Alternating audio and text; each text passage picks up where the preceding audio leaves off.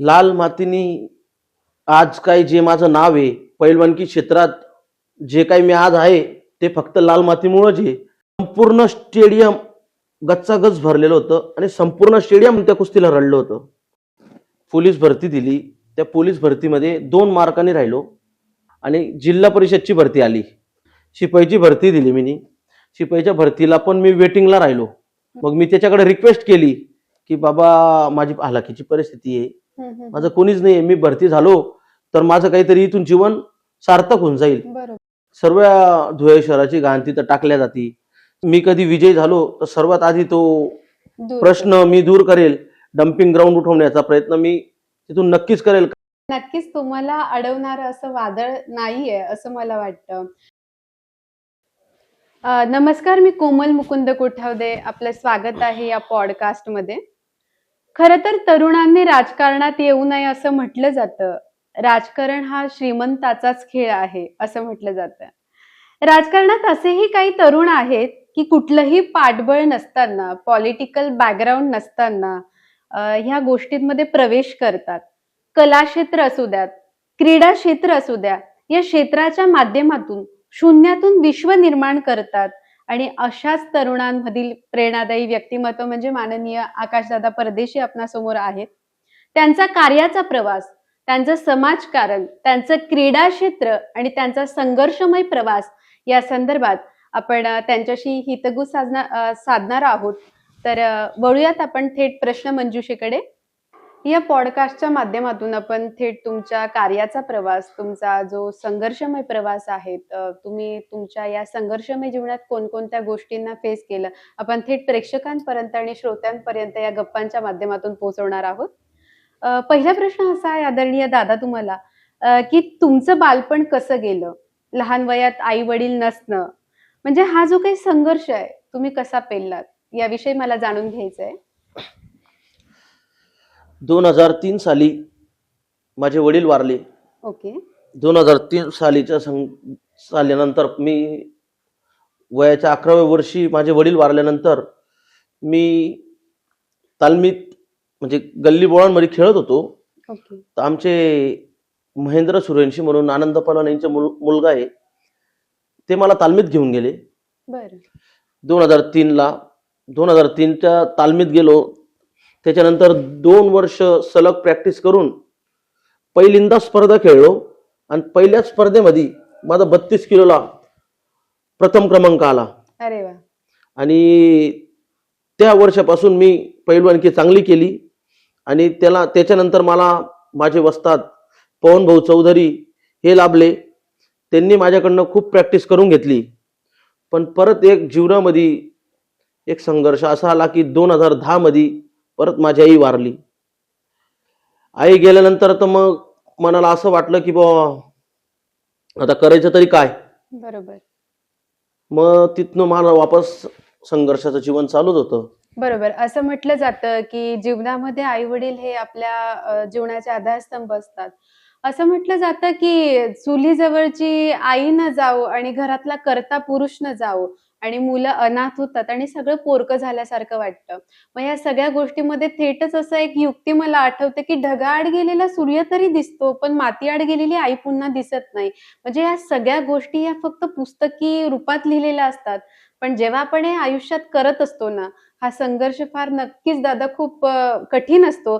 आणि मग आयुष्यात तुमचा असा काही क्षण आला का की जेव्हा माझं सगळं संपलंय बाबा, आता मी खूप हताश झालोय, आई नाही, बाबा नाहीत, मग या सगळ्या गोष्टीमधून मी कसं उभं राहायचं? मग या सगळ्या गोष्टी टॅकल करत असताना तुम्ही स्वतःला या वेदनेतून कसं काढलं बाहेर, हे मला जाणून घ्यायला नक्कीच आवडेल. 2010 मध्ये आई वारल्यानंतर मी माझा संघर्ष असाच चालू ठेवला. बटाटे, पोंगे, पापड विकत. बरोबर. ते विकत असताना पैलवानकी पण केली आणि व्यवसाय पण केला. आणि लहान भाऊ माझा सागर परदेशी हा स्वतः भाजीपाल्याचा व्यवसाय करत माझ्यासोबत माझ्या पाठीला पाठ लावून की बाबा तू पैलवानकी कर, कारण की मी कुस्ती क्षेत्रात थोडा चांगला होत होतो हे सर्वांना दिसत होतं. आणि माझी आजी आणि माझे काका यांनी मला पेलण्याचा प्रयत्न केला, म्हणजे सपोर्ट केला. आणि त्या संघर्षामधनं मला थोडा थोडा भावाचा बी सपोर्ट, काका आजी बाबांचा सपोर्ट मिळाला नाही. मी बटाटे पापड विकून तालमीत जायचो आणि त्याच्यानंतर मला पवन भाऊ चौधरी सारखे वस्ताद लाभले, त्यांनी माझ्याकडनं खूप प्रॅक्टिस करून घेतली. मग तिथनं माझा संघर्ष म्हणजे कुस्ती क्षेत्रात एक चांगलं वलय आलं, झालं. नाव झालं. मग माझा संघर्ष असा होता. बरोबर. म्हणजे या सगळ्या गोष्टी करत असताना म्हणजे जेव्हा आई वडील नसतात मगाशी म्हटल्याप्रमाणे या सगळ्या गोष्टी मुलांना, कारण की कसं असतं ना, एक जीवनात 3 गुरु खूप महत्वाचे असतात, ते म्हणजे आई वडील आणि शाळेतले शिक्षक. पण या सगळ्या गोष्टी करत असताना जेव्हा आई वडील नसतात, या संघर्षमय प्रवासातून जात असताना तुम्ही सांगितल्याप्रमाणे तुमच्या काकांची साथ तुम्हाला लाभली, तुम्हाला जे गुरुवर्य लाभले, म्हणजे असं म्हटलं जातं की गुरूंनी दिला ज्ञानरूपी वारसा आणि पुढे चालू आम्ही तो वारसा हा तुम्ही तुमच्या हातात घेतला आणि तुम्ही हरला नाहीत, त्या गोष्टीला संघर्ष करत राहिला. तुम्ही म्हटलं की आई गेल्यानंतर म्हणजे तुमच्या दादांनी जो भाजीपाल्याचा व्यवसाय केला, या सगळ्या गोष्टी काकांनी तुमच्या क्रीडा क्षेत्राला प्रोत्साहन दिलं, तुम्हाला तुमचे गुरुवर्य लाभले, म्हणजे त्यांची साथ तुम्हाला मिळाली म्हणून तुम्ही आयुष्यात हे करू शकलात असं मला म्हणायला वाटतं. म्हणजे सांगावंसं वाटतं की त्यांची साथ मिळाली म्हणून तुम्ही हे करू शकलात नक्कीच. नक्की. पण मग खेळ म्हटला की पराभव असतो, विजय असतो, या सगळ्या गोष्टींना आपल्याला सामोरं जावं लागतं, बरोबर? कारण की कोणतीही गोष्टी करत असताना जो नाणं असतं त्याला 2 बाजू असतात, ठीक आहे? एक असते विजयाची आणि एक असते पराभवाची. मग जेव्हा तुमची कुस्तीची सुरुवात झाली, तर तुम्हाला तुमचा पहिला सामना आठवतो का? हो, की त्याला तुम्हाला विजयच मिळाला होता, राइट? हो. पण या विजय करत असताना या सगळ्या गोष्टी कुस्तीमध्ये असं म्हटलं जातं की कुस्ती हा गरम रक्ताचा खेळ असतो आणि ते सगळं डोक्यात ठेवून करत असताना आपला जो काही, मला त्याबद्दल एवढी माहिती नाही, पण नक्कीच या सगळ्या गोष्टी करत असताना तिथं वजन गट असतो, डाव परत डाव डाव मारले कसे जातात. मारायचे हा, ते या माहिती. सगळ्या गोष्टी तुम्ही तुमच्या प्रॅक्टिसच्या म्हणजे तुमच्या सरावाच्या माध्यमातून करत होतात, बरोबर? मग या सगळ्या गोष्टी करताना पहिल्या डावाला कुठेतरी आपण हारतोय अशी साशक्ता वाटली होती का? आणि मग त्याच्यातून मला संघर्ष करायचा आणि मला हा डाव जिंकायचाच आहे. अशा सगळ्या गोष्टी मला ऐकायला नक्कीच गप्पांच्या माध्यमातून आवडतील. तर तुमचा पहिला सामना कसा होता मला कळेल? माझा पहिला सामना 2003 साली मी पैलवानकी चालू केली. मी पहिली स्पर्धा 2006 साली खेळलो. 32 किलोला शालेय कुस्ती स्पर्धा इंडोर हॉलला झाल्या. ओके. न्यू सिटी मध्ये आम्ही 25-30 जण एकाच गटात खेळणारे विद्यार्थी होतो. 20 ते 25 जण. कॉम्पिटिशन मात्र टफच असेल. हो, आणि 20-25 जण सर्व चांगले चांगले. मग त्याच्यामध्ये मी नवीन होतो. माझ्यापेक्षा 1-2 वर्ष आधी स्पर्धा खेळलेले होते. मग ती स्पर्धेला मग आता तिथं ठरलं असं मेन स्पर्धेच्या वेळेसच की बाबा 2च एका शाळेतून एका गटात 2 मुलं जातील. 2च मुलं जातील. मग ऐन वेळेस त्यांनी माझं सिलेक्शन बी घेतलं आणि त्याच दिवशी माझी स्पर्धा पण होती. मी सिलेक्शन सहित एका दिवसात 12 कुस्त्या करून एका दिवसात 12 कुस्त्या करून प्रथम क्रमांक 32 किलोला क्या पहिल्याच बात वर्षी पटकवला होता. क्या बात आहे. म्हणजे तुम्ही तुमच्यामधलं जे म्हणजे आतला जो कला गुण आहे क्रीडा क्षेत्रातला, तो एकाच दिवसात सिद्ध करून दिला. म्हणजे जेव्हा एखादी शाळा असते ना, जेव्हा एखादं कॉलेज असतं, एखाद्या विद्यार्थ्याला प्रमोट करतं, की तुम्ही या शाळेचं प्रतिनिधित्व करत होता थोडक्यात, की आम्ही या शाळेचे विद्यार्थी आहोत, मी शाळेत थ्रू खेळतोय, म्हणजे तुम्ही त्यांचं प्रेझेंटेटिव्ह करत होतात, राईट? मग शाळेने तुमच्यावर तो विश्वास दाखवला आणि तो तुम्ही म्हणजे सत्कारणी लावला. म्हणजे अगदीही धुळेकरांसाठी असू द्या, त्यावेळी त्या शाळेसाठी ती अभिमानाची गोष्ट होती, बरोबर? आणि कुस्ती म्हटलं की मग आता आई वडील नव्हते, मग व्यायामाचं हे सगळं शरीर असतं. जेव्हा तुम्ही व्यवस्थित अन्न खाणार, जेव्हा तुमच्या शरीराला पोषक असे पदार्थ मिळणार, तेव्हा तुम्ही शेवटपर्यंत तो सामना जिंकू शकतात. कारण की नुसतंच सरावाच्या माध्यमातून होत नाही, तर त्याच्यासाठी पोषक आहार सुद्धा लागत असतो. मग तेव्हा आई बाबा नव्हते, काकांनी सपोर्ट केला, भावाने सपोर्ट केला. मग अशा सगळ्या गोष्टी करत असताना कधी कधी आईची उणीव भासत असेल, वडिलांची भासत असेल, मग या सगळ्या जेवणाच्या बाबतीत थोडे हाल-अपेष्टा किंवा काय तुमचा संघर्ष काय होता? मला नक्कीच, कारण की एका दिवसात तुम्ही 12 कुस्त्या जिंकतायत, तो नक्कीच तुमचा सराव होता, राईट? पण या सगळ्या गोष्टी करताना तुमचा आहार, ह्या गोष्टींकडे लक्ष दिलं जात होतं का? लक्ष तर दिलं जात नव्हतं. खायला पण काही एवढं मला काही एवढं खायला भेटायचं नाही त्यावेळेस. दूध पण प्यायचो नाही, फक्त प्रॅक्टिस जास्त करायचो. संध्याकाळी खिचडी खायचो. बरोबर, मग चांगला पैलवानकीत थोडंसं चांगलं नाव झालं. मग बरोबर. बाहेरचे बुवा 2-4 लोकांनी माझ्यासाठी शिक्षक होते. नंतर पवनभोनी दुधाची बंदी लावली. नंतर मी सलग कुस्त्या करत गेलो. खेड्यापाड्यांना कुस्त्या करायचो. तिथनं मला पैसा भेटायचा. मग तिथनं मी दुधाची बंदी लावून पैलवानकी केली. आणि काही पैसा आला का कुस्ती क्षेत्रात, म्हणजे बाहेर मैदानी कुस्त्या करायचो ना खेड्यापाड्यांना, बरोबर. मग तिथला पैसा आला का तो सांभाळून ठेवायचो. मग दूध बीत प्यायचो. पण नवीन नवीन जेव्हा त्या शालेय कुस्ती स्पर्धेपर्यंत तर मला काहीच खायला नव्हतं. फक्त बरोबर. रात्री खिचडी खायचो बस. म्हणजे खरं तर खूप तुमचा हा संघर्षमय प्रवास होता. म्हणजे अगदी असं म्हणतात, की स्त्रीचं वय आणि म्हणजे पुरुषाचा पगार असू देत, या गोष्टी विचारायच्या नसतात. मला हे विचारणं चुकीचं वाटतं. पण तुमची जी बक्षिसाची अमाउंट काय असायची नक्की? म्हणजे त्यावर तुमचा जो म्हणजे आहाराचा जो खर्च आहे, तो भागला जायचा का? त्यावेळेस मला मैदानी कुस्ती स्पर्धेमध्ये 200-300 रुपये भेटायचे एका कुस्तीचे. एका कुस्तीचे 200 ते 300 रुपये. फार कठीण आहे. कारण कारण त्यावेळेस मी लहान होतो. वजन गट कमी असल्यामुळं त्यावेळेस ते पैसे भेटायचे. बरोबर. म्हणजे मग या सगळ्या गोष्टीमध्ये मग घरच्यांची मदत असू देत, या सगळ्या गोष्टींना तुम्हाला फार संघर्ष, अगदी संघर्षातूनच आयुष्य निर्माण होतं. ते म्हणतात ना, की यावर मला म्हणजे यांचं जे स्टेटमेंट आहे, जी कविता आहे, ती सांगावीशी वाटते, की आयुष्य हे विधात्याच्या वहीतलं पान असतं, रिकामं तर रिकामं आणि लिहिलं तर छान असतं. पहिलं पान जन्म आणि शेवटचं पान मृत्यू असतं. मधली पानं आपण भरायची असतात, कारण ते आपलं कर्म असतं. नक्कीच चांगल्या गोष्टी जेव्हा आपल्या आयुष्यात घडत असतात ना, तेव्हा ती आई-वडिलांची पुण्याई असते. अगदी काका-काकूंचे जे आशीर्वाद आहे, ते तुमच्या पाठीमागे आहेत. आजही तुम्ही या पदावर आहात. म्हणजे आज तुम्ही राजकारणात प्रवेश केला तुमच्या या क्रीडा क्षेत्राच्या माध्यमातून. मगाशी म्हटल्याप्रमाणे राजकारणात जर तुम्हाला यायचं असेल, तर तो श्रीमंताचा खेळ असतो, पैशांचा खेळ असतो. त्याला राजकीय वारसा असायला लागतो. पण तुमच्या मागे असं काही नाही. म्हणजे तुम्ही स्वतःच्या कर्तृत्वावर शून्यातून हे विश्व निर्माण करत आहात. ही खरं आपल्यासाठी अभिमानास्पद गोष्ट आहे.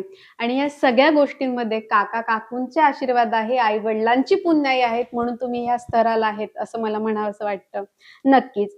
मग तुमच्या ह्या गोष्टी वाचत असताना, या सगळ्या गोष्टी करत असताना मी तुमच्याशी म्हणजे सहजच ठरवलं, की आपण दादांशी संवाद साधला पाहिजे. पण मग संवाद साधताना मलाही अभिमान वाटत होता, की एवढ्या संघर्षमय असलेल्या जीवनाचा प्रवास असलेल्या व्यक्तीशी मी आज चर्चा करणार आहे. माझ्यासाठी खरं ही अभिमानास्पद गोष्ट आहे. तुमच्याकडूनही मला नक्की ह्या गोष्टी शिकायला मिळतायत.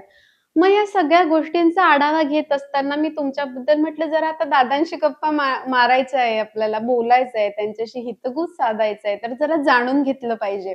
तर तुमच्यामधली एक आनंदाची आणि जी अभिमानास्पद जी गोष्ट आहे ना, जी मला वाचायला मिळाली, अ, तुम्ही ज्या महाराष्ट्र चॅम्पियन सारख्या ज्या स्पर्धा असू द्यात, तुमचे स्कूल गेमिंग असू द्यात, नमो नमो केसरी ही स्पर्धा असू द्या, सलग 5 वेळा तुम्ही युनिव्हर्सिटीमध्ये सहभाग घेतला. या सगळ्या गोष्टी तुमच्या या स्पर्धांमधली काही क्षण असतील किंवा तुमचा जो विजय असेल, तो मला ऐकायला आवडेल. प्रॅक्टिस करत आपल्या कुस्ती क्षेत्रात जेव्हा प्रॅक्टिस करत होतो, कुस्ती क्षेत्रात एवढा अखंड परिश्रम घ्यायचो, की सकाळी तालमीत जायचो, दुपारी बळले मारायला जायचो, वापस संध्याकाळी तालमीत जायचो, वापस महाकालीचे पायऱ्या मारायला संध्याकाळी वापस जायचो. म्हणजे मी दिवसातून 4 वेळा प्रॅक्टिस करायचो. आणि खूप प्रॅक्टिस केल्यामुळे मला स्वतःला एवढा कॉन्फिडन्स आला होता, की मी कुठलीही स्पर्धा खेळलो तरी माझा विजय नक्कीच असेल, हे मला वाटायचं. बरोबर. म्हणून माझ्या कष्टाला मला फळ भेटत जायचं. बरोबर. म्हणजे कुस्ती हा म्हणजे आराखड्यातला खेळ म्हटला जातो. तो लाल मातीशी जुळला जातो. अगदी मग तुम्ही त्या मातीबद्दल काय बोलू इच्छितात? लाल मातीनी आज काही जे माझं नाव आहे पैलवानकी क्षेत्रात, जे काही मी आज आहे ते फक्त लाल मातीमुळेच आहे. आणि आज संपूर्ण शहरात जे कुस्तीमुळे माझं नाव झालं होतं ते लाल मातीनेच दिलंय मला. आणि बरोबर. त्याच्यामुळेच माझं संपूर्ण शहरात नाव झालं होतं. आणि बालगोपाल व्यायाम शाळाच्या माध्यमातून मी पैलवानकी करत असताना संपूर्ण धुळे शहरातले पैलवान, महाराष्ट्रातले पैलवान यांच्यात माझं चांगलं नाव झालं होतं. कुस्ती क्षेत्राने मला लाल मातीने चांगलं नाव दिलं होतं. बरोबर. त्याच्यामुळेच आज मी इथपर्यंत पोहोचलोय.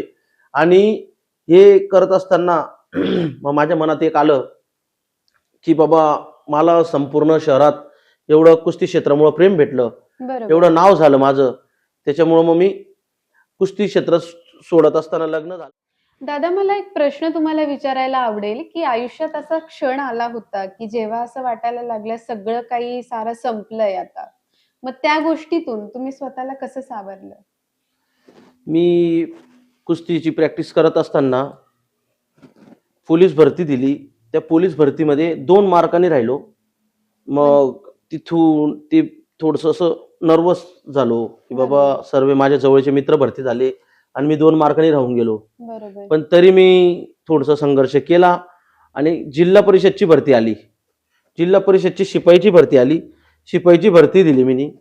शिपाईच्या भरतीला पण मी वेटिंगला राहिलो बरोबर. आणि जो माझ्या पुढे एका मार्काने होता तो डीएड झालेला होता. तो डीएड झालेला विद्यार्थी तो शिपाईची भरती झाला. मग मी त्याच्याकडे रिक्वेस्ट केली की बाबा माझी हालाकीची परिस्थिती आहे, माझं कोणीच नाही, मी भरती झालो तर माझं काहीतरी इथून जीवन सार्थक होऊन जाईल. बरोबर. पण तेवढं माझं विनंती आहे की बाबा तू ऐकून घे, पण तू डीएड झालाय, तू सर होशील. बरोबर. मी 12वी पास आहे, माझं ग्रॅज्युएशन झालंय, मी शिपाई झालो तर धुळ्यातल्या धुळ्यात माझी नोकरीचं काम होऊन जाईल. बरोबर. पण त्याने काही ते मला दिलं नाही, ऐकलं नाही. मग माझं तिथून मन पूर्ण नर्वस झालं. म्हणजे डिमोटिवेट झाल्यासारखं तेव्हा तुम्हाला वाटलं होतं. हं. आतापर्यंत तुम्ही कोणकोणत्या राज्यस्तरीय असू द्यात, तुमच्या जिल्हास्तरीय असू द्यात, म्हणजे तुमच्या या संघर्षातील मोठ्या मोठ्या ज्या स्पर्धा केल्या आहेत, त्यांचं जे यश आहेत आणि तुमच्या त्या स्पर्धांच्या माध्यमातून तुमच्या ज्या जीवनाला मिळालेली कलाटणी, तो प्रवास मला ऐकायला नक्कीच आवडेल. मी पहिल्यांदा स्पर्धा खेळलो 2006 साली. माझी पहिली स्पर्धा होती 32 किलो स्कूल गेम. ओके. मी तिथून पहिल्याच वर्षी स्टेट खेळलो होतो. तिथून त्यानंतर माझ्या स्पर्धा चालू झाल्या. मग अनेक स्पर्धा होत गेल्या. पण ज्या महत्वाच्या स्पर्धा होत्या त्याच्यात उत्तर महाराष्ट्र केसरीला मी सलग 3-4दा फर्स्ट आलो. ओके. एकदा उत्तर महाराष्ट्र केसरी नगरला झाली. तिथं सर्व धुळ्यातले म्हणजे एकमेव मी लागलो होतो 50 किलोला. ओके. त्याच्यानंतर मग सलग महाराष्ट्र केसरी कुस्ती स्पर्धेला माझी निवड होत राहिली. त्याच्यानंतर माझी युनिव्हर्सिटीला 5 वेळा युनिव्हर्सिटी नॅशनलला माझा सहभाग झाला. 5 वेळा जुडोला माझा सहभाग झाला. 2014 साली नमो नमो केसरी कुस्ती स्पर्धा, त्यावेळेसचे तत्कालीन जिल्हाध्यक्ष अनुप भैया अग्रवाल होते आणि उपाध्यक्ष गजेंद्र शेठ आंपळकर होते आणि बरोबर. संरक्षण राज्यमंत्री सुभाषजी भामरे साहेब होते आणि तत्कालीन पालकमंत्री गिरीश महाजन साहेब होते. ओके. यांच्या नेतृत्वात तेव्हा नमो नमो केसरी कुस्ती स्पर्धा अनुप भैया अग्रवाल यांनी भरवली होती. त्यावेळेस मी तिथे मानाची गदा घेऊन 2014 साली नमो नमो केसरी स्पर्धेत जिंकलो होतो आणि त्यावेळेस धुळे शहरात संपूर्ण चांगलं नाव झालं होतं आणि त्यावेळेसचे सर्व राजकीय लोकांची नजर त्यावेळेस माझ्यावर पडली होती. ओके. मग माझ्या डोक्यात विचार आला की आपण पण असं काही करावं बरोबर. की जेणेकरून पहिलवान लोकांना काही चालना मिळेल या हेतूने ते मी 2024 साली म्हणजे सेम तशी तशी तुम्ही स्पर्धा आयोजित केली. जवाहर स्टेडियमला आणि नमो नमो केसरी कुस्ती स्पर्धा त्यावेळेस बी गजेंद्र शेठ आंपळकर, अनुप भैया अग्रवाल, डॉक्टर बाबासाहेब सुभाषजी भामरे यांच्या नेतृत्वात नमो नमो केसरी कुस्ती स्पर्धा मी 2024 साली भरवली आणि धुळे शहरातील पैलवानांना, होतकरू पैलवानांना चालना मिळावी यासाठी मी संकल्प केला होता आणि ती स्पर्धा मी करून दाखवली. म्हणजे अर्थात तुम्ही जेव्हा ती स्पर्धा जिंकलात ना, तेव्हाच तुम्ही तुमचा निश्चय केला होता की आज माझ्यासारखा जो कुस्तीपटू आहेत किंवा माझ्यासारखा जो परीक्षक आहे किंवा जो योद्धा, अर्थात योद्धाच म्हटलं जातं, तर मी जी ही स्पर्धा करतोय, मी जिंकतोय, तर सेम पुढे जाऊन अशीच वाटचाल, ही जी परंपरा आहे किंवा ही स्पर्धा आहे अखंडपणे चालू असायला पाहिजे. जे मी केलंय असाच प्रोत्साहन माझ्यासारख्या बरोबरच्या सवंगड्यांनाही मिळायला पाहिजे, असं तुम्ही त्यावेळी लक्षात घेतलं. आणि अर्थात लक्षात घेणं खूप महत्वाचं नसतं, ते आपण किती पालन करतो ना याला खूप महत्व असतं. आणि अगदी तुम्ही तुमच्या स्वतःशी जो मनात निश्चय केला होता त्याचा प्रस्ताव तुम्ही त्या सगळ्या वरिष्ठ अधिकाऱ्यांसोबत मांडला आणि ती स्पर्धा तुम्ही घडवली, म्हणजे ही खूप अभिमानास्पद गोष्ट आहे. म्हणजे स्वतःपुरती मर्यादित न राहता इतरांसाठी विचार करणं हे खूप महत्वाचं असतं. अर्थात ही गोष्ट खूप म्हणजे आमच्या सगळ्यांसाठी अभिमानाची आहे. नक्कीच तुम्ही त्यावेळी जिंकलात आणि ती तुम्ही पुढे उदयास आणली, ती चालू ठेवली आणि पुढेही असंच तुम्ही चालू ठेवाल अशी अपेक्षा करते. म्हणजे ही धुळे शहरासाठी खूप अभिमानास्पद गोष्ट आहे, की म्हणजे अ, नमो-नमो जी कुस्ती स्पर्धा आहेत, म्हणजे जी आपले तत्कालीन नगर जिल्हाध्यक्ष होते अनूपभैया अग्रवाल हा. त्यांच्या अंतर्गत. म्हणजे आता तुम्ही या सगळ्या कुस्ती आणि या गोष्टी करत असताना म्हणजे तुम्हाला तुमच्या जो राजकारणाकडे तुम्हाला किंवा समाजासाठी मी काहीतरी देणं लागतो, ह्या गोष्टी तुमच्या विचारात यायला लागल्या असतील. कारण की एक मी क्रीडा क्षेत्रातून एका विश्वात म्हणजे शून्यातून मी माझं विश्व निर्माण करतोय आणि कुठेतरी मी माझं हे संघर्षमय जीवन करत असताना कुणाच्या तरी नजरा माझ्यावर पडताय आणि माझ्या आयुष्याला एक वेगळी कलाटणी मिळते आणि त्या माध्यमातून मी समाजाप्रती काहीतरी देणं लागतंय, मला करावं लागतंय. नक्कीच असाच विचार तुमच्या मनामध्ये आला असेल. त्यावेळेस या कुस्ती स्पर्धेत तिथं अनेक मान्यवर होते, अनेक राजकीय पदाधिकारी त्या स्टेजवर होते आणि त्या सर्व स्टेजवर मला प्रत्येक राजकारणाच्या हाताने हे बक्षीस दिलं गेलं. त्यावेळेस मनात मला असं वाटलं की बाबा मी पण असं कधीतरी कोणाला तरी असं बक्षीस देऊ शकतो, हे माझ्या डोक्यात नक्कीच. त्यावेळेस आलं. आणि या गोष्टी माझ्या मनामध्ये आणि त्याच्यानंतर मी सलग पैलवानकी क्षेत्रात नाव असल्यामुळं माझी ओळख चांगली झाली शहरामध्ये. मग मी सामाजिक कार्यात सुद्धा म्हणजे भाग घ्यायला भाग सुरुवात घ्यायला सुरुवात केली. बरोबर. म्हणजे एका साहजिक एका क्षेत्रातून म्हणजे एका कलेच्या माध्यमातून, एका क्रीडा क्षेत्राच्या माध्यमातून आपण समाजाप्रती काहीतरी देणं लागतो माणूस म्हणून. म्हणजे अर्थात तुम्ही एखादी व्यक्ती म्हणून समाजासाठी काय करत असतात, म्हणजे तुम्ही फक्त माणूस म्हणून जगणं खूप महत्त्वाचं नाहीये. तर तुमच्यामध्ये असलेल्या कलागुणांना वाव देऊन, तुमच्या एखाद्या ओळखीचा उपयोग करून तुम्ही समोरच्यासाठी काहीतरी मदत करतात ना, ती खूप महत्त्वाची असते. म्हणजे अगदी मी मागे असं ऐकलं, की तुम्ही तुमच्या माध्यमातनं बऱ्याच मुलांना रोजगारही उपलब्ध करून दिला. भरपूर म्हणजे नक्की ती गोष्ट काय? मला ऐकायला आवडेल. भरपूर म्हणजे जे माझ्याकडं येत असतात ओळखीनी किंवा बरोबर, कोणाच्या याच्यानी, पण त्यांचं कुठं कधी काम करायचं असलं तर मी ओळखीच्या हिशोबाने मी करून देतो. बरोबर, युवांना मी रोजगार द्यायचा प्रयत्न केलेला आहे आणि बरोबर. भरपूर जणांना रोजगार दिला पण आहे.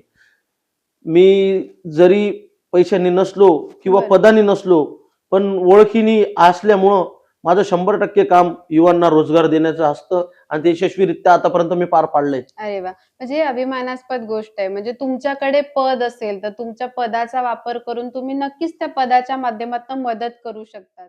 कुस्ती आणि समाजकार्य करत असताना तुम्हाला राजकारणाची गरज का वाटली?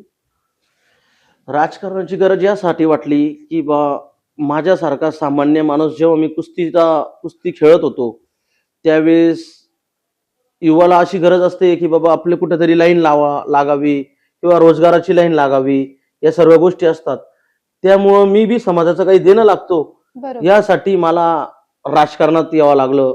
बरोबर. आणि युवा म्हणजे शहरात ओळख असताना, चांगली ओळख असताना की बाबा कोणाच्या समस्या काय असतील हे नक्कीच माझ्यापर्यंत येतील आणि ते सोडवण्याचा मी प्रयत्न नक्कीच करेल. यासाठी मला राजकारणात यावं लागलं. बरोबर. मग या सगळ्या गोष्टी करत असताना कारण तुमच्या घरामध्ये राजकीय असा वारसा कोणाचा नाहीये, की तुमचे वडील राजकारणात होते किंवा तुमचे काका वगैरे असं कोणी नाही, बरोबर. तुमच्यापासून तुमच्या घराची ती सुरुवात होते. मग हा सगळं पाठबळ नसताना, कुठल्याही प्रकारचा वारसा नसताना तुम्ही राजकारणात प्रवेश करण्याचं धाडस तरी कसं केलं? म्हणजे तुम्हाला वेगळ्या एका विशिष्ट संघर्षालाही सामोरं जावं लागलं असेल. मला राजकारणात येण्यासाठी भरपूर अडथळे आले बरोबर. किंवा मला पद न भेटण्यासाठी भरपूर प्रयत्न केले गेले. हं, हं, हं. पण जी गजेंद्र शेठ अंपळकर यांनी मला युवा मोर्चाची जी जबाबदारी दिली, ती मी काटेकोरपणे, पक्षनिष्ठेने बरोबर. एक अशी करून एक दाखवली आणि पक्षामध्ये माझं चांगलं वलय आलं. बरोबर. त्यानंतर मी पक्ष संघटना वाढवण्यासाठी जी प्रयत्न केले, म्हणून परत माझी रिपीट युवा मोर्चाच्या जिल्हाध्यक्षपदी निवड झाली. अरे वाह! नक्कीच छान. म्हणजे ह्या सगळ्या गोष्टी करत असताना तुम्हाला एक जी जबाबदारी होती, नक्की ती जबाबदारी काय होती? जेव्हा तुम्ही त्या पदावर असताना, जे तुम्हाला आता निवड तुमची पुनश्च करण्यात आली, तर त्या गोष्टी करत असताना तुम्हाला कोणकोणती जबाबदारी तुमच्यावर सोपवण्यात आली आणि ती तुम्ही चोखपणे पार पाडली? मी भाजपा युवा मोर्चाचा जिल्हा अध्यक्ष म्हणून माझ्यावर प्रथमतः ही जबाबदारी दिली गेली. त्यानंतर जिल्हा अध्यक्ष साहेब, आमदार साहेबांच्या माध्यमातून जी काही माझ्यावर जबाबदारी दिल्या जाते पक्ष संघटनेत, ती मी काटेकोरपणे पार करत असतो. एक सरळ ॲप म्हणा, सदस्य नोंदणी म्हणा, बरोबर. ज्या आंदोलन म्हणा, किंवा युवांना संघटना म्हणजे वाढवण्यासाठी, संघटित करायचं. जे संघटित करण्यासाठी काही असेल ते म्हणा, मी हे काटेकोरपणे पार करत असतो. त्यामुळे माझ्यावर जी जी जबाबदारी दिली ती ती मी पार करत असतो. बरोबर. म्हणजे एक विश्वास म्हणजे तुम्ही त्यांच्यावर निर्माण केला आणि तो तुम्ही पार पाडतायत. नक्कीच येत्या काळातही तो तुम्ही निभावणार आहात, यात काही शंका नाही. मग या सगळ्या गोष्टी घडत त्याच्या राजकारणाकडे तुम्ही कोणत्या दृष्टिकोनातून बघतात, किंवा तुमचे जे निश्चय आहे, तुमच्या भूमिका काय आहेत, त्या जाणून घ्यायला मला नक्कीच आवडतील. सध्याच्या राजकारणाशी तर माझं मुळात काही हे नाही. मी समाजाचं काहीतरी देणं लागतो या हिशोबाने मी बरोबर. राजकारणात आलेलो आहे.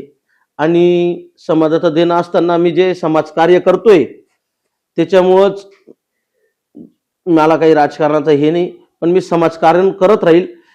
माझं एकच ध्येय आहे, 80% राजकारण आपलं, 80% समाजकारण, 20% राजकारण, बरोबर. हे माझं ध्येय धोरण आहे. नक्कीच. त्याच्यामुळंच मी काय मुळात राजकारणाचं काही हे नाही. म्हणजे नक्कीच तुमचा असं या गोष्टीमध्ये वैयक्तिक असा काही स्वार्थ नाहीये. तुम्हाला या सगळ्या गोष्टी करत असताना म्हणजे कोणतंही पद मिळतं, कोणतीही सत्ता जेव्हा मिळत असते ना, ती एखाद्या राजकारणाच्या म्हणजे हे जे गोष्ट आहे, एका पर्टिक्युलर गोष्टीमधनं आपल्याला पद मिळत असतं. नक्कीच त्या भूमिकेतून तुम्ही जात आहात, पण जात असताना तुम्हाला राजकारण म्हणून बघायचं नाहीये. तुम्हाला समाजासाठी कार्य करायचंय. म्हणजे नक्कीच ही गोष्ट खूप आनंदाची आहे आणि तुम्हाला यासाठी मनापासून सगळ्यांचे आशीर्वाद देखील लाभणार आहेत. त्या मतांच्या माध्यमातून आणि ह्या सगळ्या गोष्टी घडणार आहेत. म्हणजे तुम्ही म्हणजे पुढे समाजासाठी उमेदवार म्हणून जेव्हा तुम्ही उभं राहणार आहे, जसं तुमचं लोकांनी कुस्तीवर तुमच्या प्रेम केलं, कुस्तीच्या माध्यमातून तुमच्यावर विश्वास दाखवला, तो विश्वास तुम्ही निभावला, एक विशिष्ट तुमच्यावर पद सोपवण्यात आलं, त्या पदातही तुम्ही एकनिष्ठेने काम केलं आणि पुढेही समाजासाठी तुम्ही अगोदरही काम केलंय आणि पुढेही अहोरात्र करत राहणार आहे, असं तुमच्या शब्दांमधून मला शाश्वतता जाणवतंय. पुढे जाऊन असं विचारायला मला नक्कीच आवडेल, की सत्ता मिळाल्यानंतर तुम्ही सत्ता या गोष्टीला महत्व देणार की सेवा या गोष्टीला महत्व देणार? मी सर्वप्रथम जनतेच्या सेवेला महत्व देईल. नक्कीच. मग या- त्याच्यात काही संकोच नाही. बरोबर. आणि म्हणजे तुम्ही म्हटलं की मी समाजासाठी काम करतोय, म्हणजे अर्थात त्याचं उत्तर सेवाच असेल आणि नक्की तुम्ही तेच दिलंय. ही आनंदाची गोष्ट आहे. समाजासाठी पुढचं स्वप्न तुमचं काय तुम्ही बघितलंय, किंवा सत्ता मिळाल्यानंतर पहिला तुमचा निर्णय काय असेल? माझं स्वप्न, सत्ता मिळाली तर संपूर्ण धुळे शहराचं जे डम्पिंग ग्राउंड आहे ते बरोबर. माझ्याच प्रभागात आहे.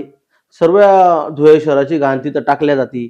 सर्वात आधी मी कधी विजयी झालो तर सर्वात आधी तो दूर. प्रश्न मी दूर करेल.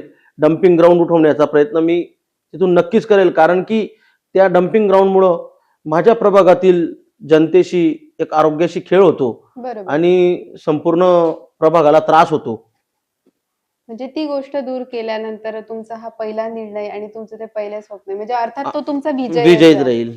नक्कीच.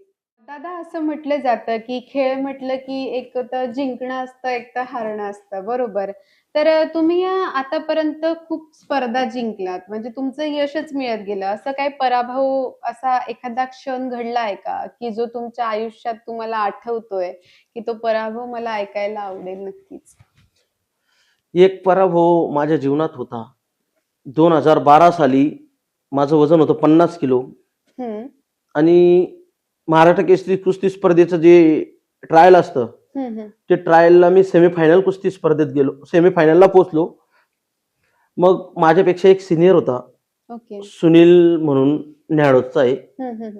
म्हणजे भरपूर वरिष्ठ, माझ्यापेक्षा भरपूर सिनियर होता, 7-8 वर्षांनी. बरोबर. पण त्याची माझी कुस्ती अशी झाली होती की शेवटच्या 2 सेकंदात मी त्या कुस्तीला हारलोय. पण मी कुस्ती हारलो, संपूर्ण स्टेडियम गच्चागच भरलेलं होतं आणि संपूर्ण स्टेडियम त्या कुस्ती स्पर्धेला, मला आठवतं, पूर्ण स्टेडियम त्या कुस्तीला रडलं होतं. आणि ती कुस्ती पराभव होऊन मला त्या कुस्ती स्पर्धेला 25,000 रुपये त्यावेळेस भेटले होते. म्हणजे तर तुमचा पराभव झालेला असताना सुद्धा. प्रत्येक लोकांनी, गरीबातला गरीब जो असेल त्याने सुद्धा 10 रुपये माझ्या झोळीत टाकले होते. माझे आई वडील नसताना मी कुस्ती स्पर्धेत एवढं नाव कमवलं ना, संपूर्ण जे आमचे गोरख पाटील होते सूत्रसंचालन करणारे, त्यांनी माझ्याबद्दल असे कुस्तीत सूत्रसंचालन केलं. संपूर्ण स्टेडियम त्यावेळेस रडलं होतं आणि ते पराभव मला आता बी आठवतो. नक्कीच. म्हणजे तुमचा हा पराभव ऐकत असताना मला सुरेश भटांच्या ओळी आठवतात आणि म्हणजे या सूत्रसंचालनानंतर अगदी पूर्ण अशा वातावरणात कुस्ती जिंकल्याचा आनंद एक वेगळा असतो आणि पराभव झाल्यानंतर समोरच्याच्या डोळ्यामध्ये अश्रू तरळणं म्हणजे हे आपलं खूप कठीण प्रसंग असतो. यावेळी सुरेश भटांच्या ज्या कविता आहेत त्या अगदी सहज तुमच्या आयुष्याला टच देतात आणि त्या माझ्या ओठी येतात आणि म्हणावंसं वाटतं की विझलो जरी आज माझा अंत नाही, पेटेन उद्या नव्याने हे सामर्थ्य नाशवंत नाही. आणि पुढे जाऊन ते म्हणतात की छाटले जरी पंख माझे पुन्हा उडेन मी, अडवू शकेल अजून अशी भिंत नाही.